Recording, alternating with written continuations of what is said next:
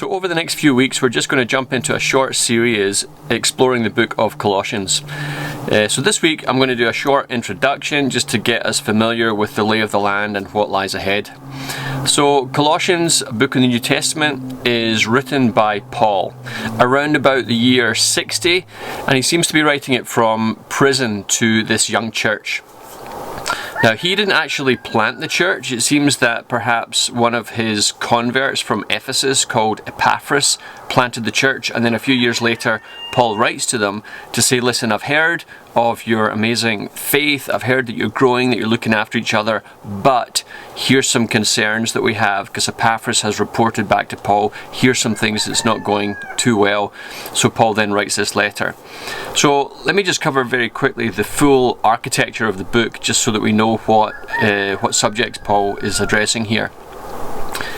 The main centerpiece of the book of Colossians is that Christ is the white-hot center of everything that God is involved in, white-hot center of the cosmos, really. That all things are created by Him and for Him and through Him. He holds all together. There's the great hymn in chapter 1 that is the theological and literary center of the book, and it's all about Jesus being the full revelation of God, and everything that happens pours out of Him. So that's the main purpose of the whole book. There are a few other layers beyond that, though, that are important. Paul identifies three aspects that are distracting the church, and he wants to address that. So the first aspect that he identifies as distracting and pulling the attention of the church away and compromising their theology is that they are entertaining the idea of Greco-Roman pagan gods. Paul actually calls these elemental spirits, so he's drawing together both the power of demonic powers and spirits with the Greco-Roman pantheon of false gods. And so he is saying, look, the Greco-Roman culture of false worship, that is not to be a distraction, and Jesus is not one of many gods out there. He is the preeminent one, and all those other ones are false demonic spirits.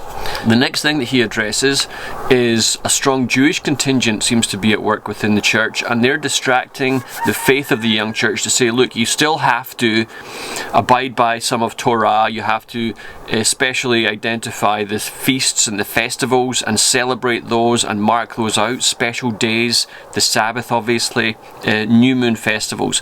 So there's all these terms and conditions that now go along with the gospel, and it's very much coming out of the Jewish culture and their obedience to Torah. And Paul says, no, you're moving on from that. In fact, those things are the shadows. Jesus is the substance. So don't chase after the shadows when you can actually address the substance, who is Christ. And the third thing that he mentions briefly and in passing, but I think it's still an important one, is he talks about people who are trying to teach them, who are full of new visions and talk all about angels and probably heavenly trips. And he said their mind is getting puffed up. And so they're having these maybe hyper-charismatic experiences, but Paul says they're not really drawing from the source, they're not drawing from the head, who is Christ, and so be aware of that. So that's the three main things: the Greco-Roman culture, the strong legalistic Jewish culture, and then the hyper-charismatic culture. Paul says all of those are the danger zones, and so he addresses them in this little book.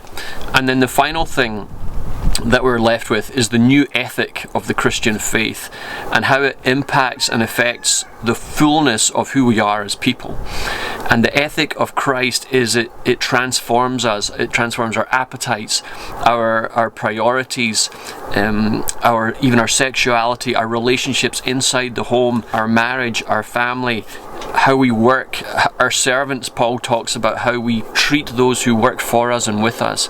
And so the Christian ethic then is translated into the immediate vicinity of the church and the lives of the people in the church, and says that's where the transformation, that's where it needs to be understood and visible for the community to see.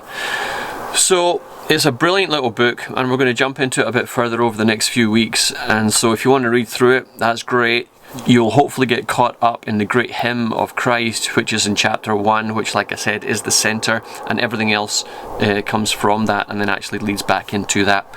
So that's enough for now, and we will ponder some more next week, and until then, peace.